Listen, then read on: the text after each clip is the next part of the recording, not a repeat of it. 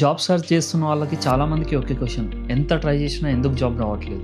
ఫ్రెషర్స్కి ఎక్కడి నుంచి స్టార్ట్ చేయాలో తెలియదు. ఆల్రెడీ వర్కింగ్ చేస్తున్న వారికి ఎన్ని ఇయర్స్ పని చేసినా కూడా గ్రోత్ స్లోగా ఉండడం. If you also feel the same, clear career direction, practical road map, ఇంకా నా పర్సనల్ జర్నీ కూడా ఎక్స్ప్లెయిన్ చేస్తాను. నాన్ ఐటీ నుంచి అజూర్ డెవాప్స్ జాబ్ క్రాక్ చేయడానికి నాకు లిటరల్లీ 9 months పట్టింది. ఆల్మోస్ట్ 100 ఇంటర్వ్యూస్ అటెండ్ చేసి ఎలా సక్సీడ్ అయ్యాను. Hello friends, welcome to the DevOps traveller. ఈరోజు నేను కెరీర్ గ్రోత్, స్కిల్స్ గురించి రియలిస్టిక్గా అండ్ నిజంగా హెల్ప్ అయ్యేలా చెప్తాను.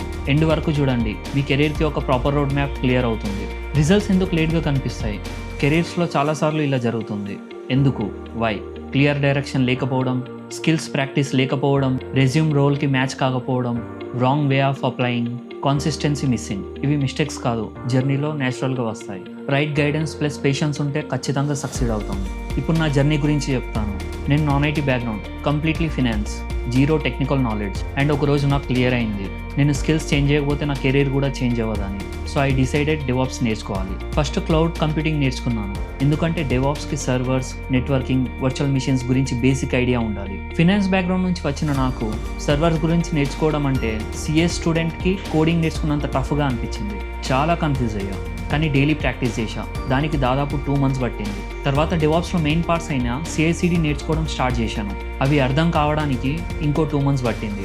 డెవాప్స్ కోచింగ్ సెంటర్ సెలెక్ట్ చేసి అందులో జాయిన్ అయ్యాను. ట్రైనర్ క్లాస్ స్టార్ట్ చేయగానే పైప్ లైన్. అప్పుడు నాకు చిన్న డౌట్ వచ్చింది, మనం నిజంగానే డెవాప్స్ క్లాస్కి జాయిన్ అయ్యామా, లేక కన్స్ట్రక్షన్ సైట్లో పైప్ లైన్ ట్రైనింగ్కి వచ్చామా అని. Full confusion. అకౌంటెంట్కి బ్యాలెన్స్ షీట్ టాలీ కాకపోతే ఎంత కన్ఫ్యూజన్ ఉంటుందో నాకు కూడా అంతే కన్ఫ్యూజన్. కానీ టైంతో స్లోగా కాన్సెప్ట్స్ అన్నీ అర్థమయ్యాయి. కోర్స్ అయిపోగానే ఇంటర్వ్యూస్ ఇవ్వడం స్టార్ట్ చేశా.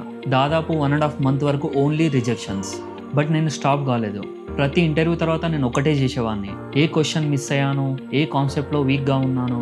కొన్ని కంపెనీస్కి డెవాప్స్ విత్ .NET బ్యాక్గ్రౌండ్ కావాలి, ఇంకొన్ని కంపెనీస్కి డెవాప్స్ విత్ SQL బ్యాక్గ్రౌండ్ కావాలి, మరికొన్ని కంపెనీస్కి డెవాప్స్ విత్ జావా కావాలి.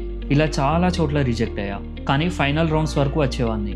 ఫైనల్లీ ఒకరోజు కాల్ వచ్చింది, యు ఆర్ సెలెక్టెడ్ అని. అప్పుడు నాకు క్లియర్గా అర్థమైంది, ఫెయిల్ అవ్వడం ప్రాబ్లం కాదు, కానీ క్విట్ అవ్వడం ప్రాబ్లం అని. ఒకవేళ నేను క్విట్ అయ్యి ఉంటే ఈరోజు ఎక్కడ ఉండేవాన్నో ఇమాజిన్ చేయడానికి చాలా డిఫికల్ట్గా ఉంది. So right map plus consistency ఉంటే నాన్ ఐటీ నుంచి డెవాప్స్కి ఈజీగా పాసిబుల్. ఫ్రెషర్స్ చాలామంది ఒకటే మిస్టేక్ చేస్తారు, రోడ్ మ్యాప్ లేకుండా స్టార్ట్ చేయడం. జాబ్ లేట్ అవుతుందంటే టాలెంట్ లేదని కాదు, డైరెక్షన్ క్లియర్ లేకపోవడమే మెయిన్ రీజన్. అందుకే ఫ్రెషర్స్ కోసం simple and practical road map ఇదే.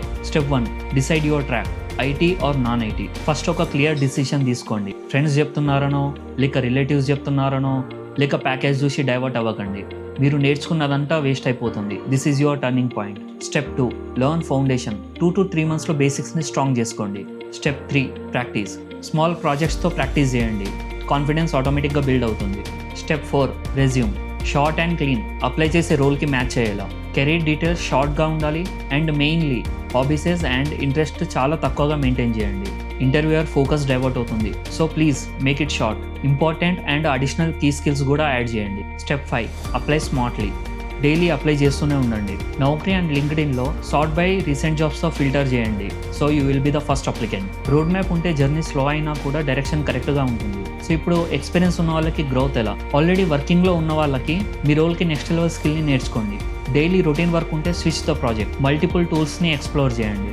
నెక్స్ట్ 2 to 3 yearsలో ఏ పొజిషన్లో ఉండాలో ఐడియాని బిల్డ్ చేసుకోండి. లింక్డ్ఇన్లో లెర్నింగ్ అండ్ ప్రాజెక్ట్స్ని షేర్ చేయండి, సో స్లోలీ విజిబిలిటీ పెరుగుతుంది. పాసిబుల్ ఉంటే నౌకరీలో పెయిడ్ సబ్స్క్రిప్షన్ని తీసుకోండి. For example, priority applicant. ఇంటర్వ్యూస్లో మీ స్టోరీని క్లియర్గా చెప్పండి. Education, skills, projects, why this role and future goals. Gap ఉంటే ఈ టైంలో అప్స్కిల్ అయ్యాను అని సింపుల్గా చెప్పండి. But very important point is, మీరు ఇంతకుముందు వర్క్ చేసిన కంపెనీస్ గురించి ఎప్పుడు కూడా నెగిటివిటీగా చెప్పకండి. ఒకవేళ చెప్తే you will be rejected for 100% sure. Daily routine plan సింపుల్గా ఇలా పెట్టుకోండి. 1 hour learning, 30 minutes practice, 30 minutes job searching, 10 minutes networking. So 45 to 60 daysలో డెఫినెట్గా డిఫరెంట్ కనిపిస్తుంది. So friends, career journey slow అయినా సరే డైరెక్షన్ కరెక్ట్ అయితే సక్సెస్ డెఫినెట్లీ వస్తుంది. వీడియో యూస్ఫుల్ అయితే లైక్ అండ్ సబ్స్క్రైబ్ చేయండి. కామెంట్లో డౌట్స్ రాయండి.